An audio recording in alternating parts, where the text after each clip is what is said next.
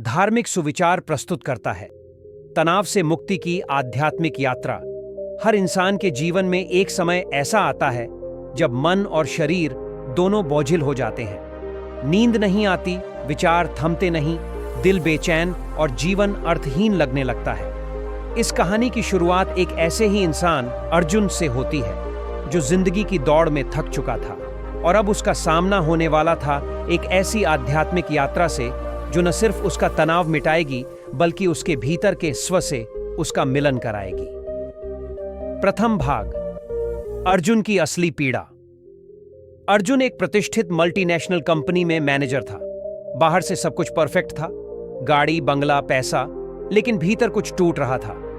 रात को नींद नहीं आती, सुबह उठने का मन नहीं करता, दिल में खालीपन था जिसे वह खुद भी समझ नहीं पा रहा था। डॉक्टर्स ने कहा डिप्रेशन है, स्ट्रेस है, दवाइयां लो, आराम करो।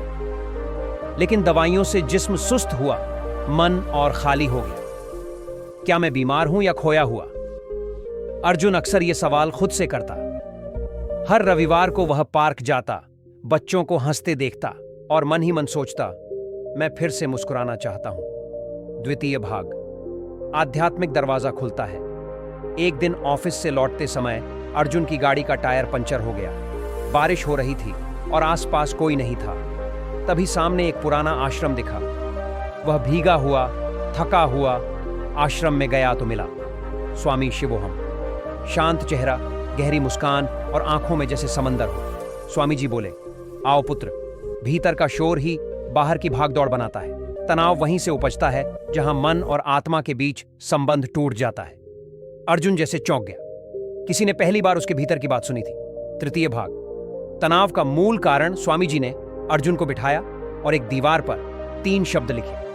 1 भविष्य, 2 अतीत, 3 वर्तमान। उन्होंने पूछा, तू इनमें से कहां रहता है? अर्जुन बोला, भविष्य की चिंता और अतीत का पछतावा दोनों में। स्वामी जी बोले, यही तनाव है। मन को वर्तमान में लाने की कला ही ध्यान है। तनाव तब आता है जब मन भविष्य में दौड़ रहा होता है और शरीर वर्तमान में जकड़ा होता है।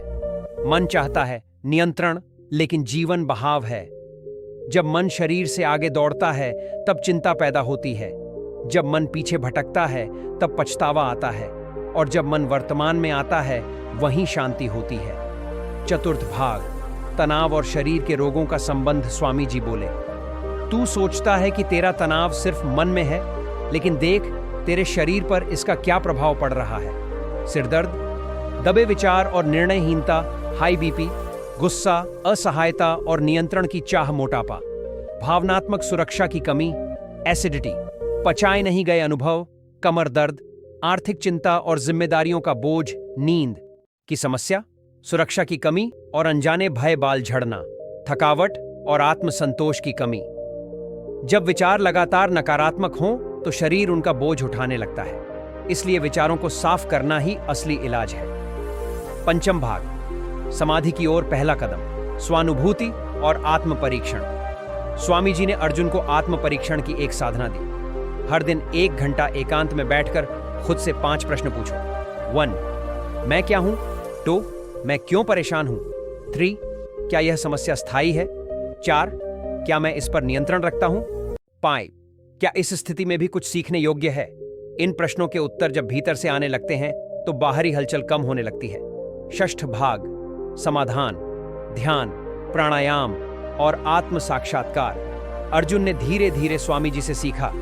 1 अनुलोम विलोम प्राणायाम 10 मिनट, जिससे मन और शरीर में संतुलन आता है। 2 भ्रामरी प्राणायाम 5 मिनट, जिससे मस्तिष्क शांत होता है। 3 ओम जप, ध्वनि से मन का शुद्धिकरण।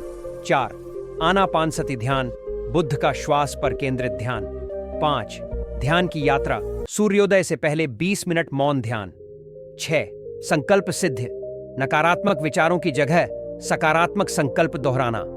मैं पूर्ण हूं, मैं शांत हूं, मैं स्वस्थ हूं। सप्तम भाग, अर्जुन का परिवर्तन और सेवा की भावना। 6 माह बाद अर्जुन में चमत्कारिक बदलाव आया। उसका चेहरा चमकने लगा, नींद भरपूर होने लगी, ऑफिस का काम भी और बेहतर तरीके से होने लगा।